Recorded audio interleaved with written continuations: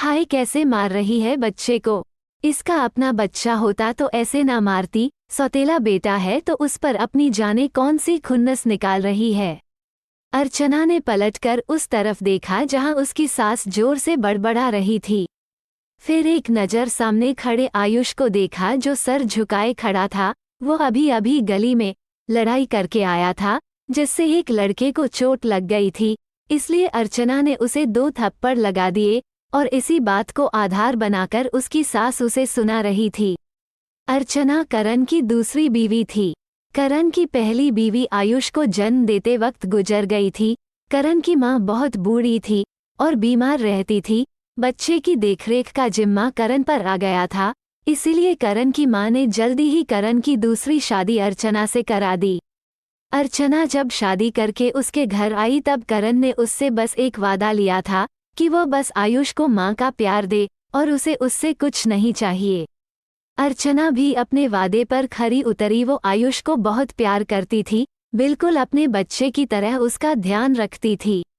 मगर सासू माँ गाहे बगाहे उसे याद दिलाती रहती थी कि वो उसकी सौतेली माँ है और इसी बात पर अर्चना अंदर ही अंदर कुढ़ जाती थी। उसे आयुष से बहुत लगाव था, वो उससे बहुत प्यार करती थी। मगर जब वो कोई गलती करता तो उसे डांटती और समझाती भी थी। उसका आयुष को डांटना और समझाना उसकी सास को बड़ा अखरता था।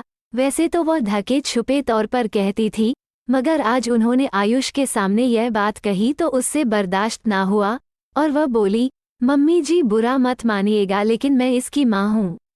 अच्छा बुरा मैं नहीं समझाऊंगी तो और कौन समझाएगा। जब प्यार मैं करूँगी, देखभाल मैं करूँगी, इसके लाड मैं उठाऊंगी तो क्या मुझे उसे गलत बात पर डांटने का भी हक नहीं।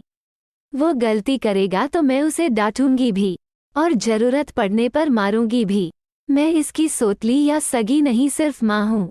और आप हम माँ बेटे के बीच में दीवार न खड़ी करें तो अच्छा होगा। शाम का वक्त हो रहा था, करण भी आ गया। उसने भी सब सुन लिया था। वो बोला, अर्चना सही कह रही है। अगर आयुष गलती करता है तो अर्चना का हक है उसे डांटने का और मारने का भी। अर्चना जब उसे प्यार करेगी, लाड करेगी, देखभाल करेगी तो वो उसका फर्ज है। और अगर वह गलती पर उसे डांटती है या समझाती है तो वह सौतेली हो गई। मम्मी जी, अर्चना कितने अच्छे से आयुष की परवरिश कर रही है। अगर वो कोई गलती करता है तो क्या समझाना उसका फर्ज नहीं, डांटना उसका फर्ज नहीं। आप क्यों उन दोनों के बीच सोतेलेपन नाम का जहर बो रही हैं। सही कह रहा है बेटा, मुझसे गलती हो गई।